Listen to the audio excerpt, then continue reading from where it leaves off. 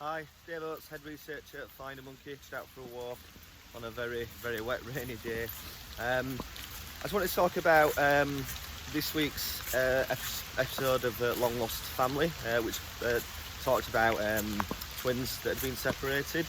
It's something we've had personal experience of on a number of occasions, and perhaps the most memorable story was the story of Jennifer and John. Now, they weren't separated at birth, they were separated as young adults. Life had just kind of taken them to different parts of the country effectively. So they kept in contact, but obviously didn't see a great deal of each other because they were so far apart. And then one day, John disappeared.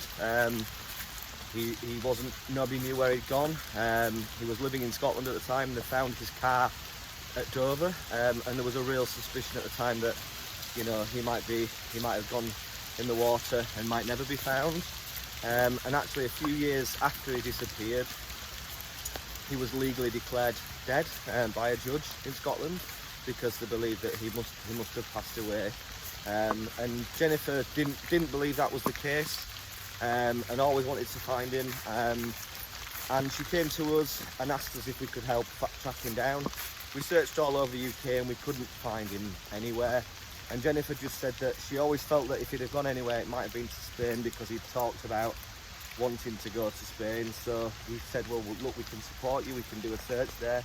And if he's there, then, you know, I think we can find him. So we went on and did a search in Spain. And even to perhaps our own surprise, we found somebody matching his name and date of birth living in Spain, and somebody with a British name living in Spain who's a date of birth match. You know, you're thinking, well, it's got to be him. Obviously, we didn't know that until Jennifer managed to get in contact with him and confirmed it was definitely him.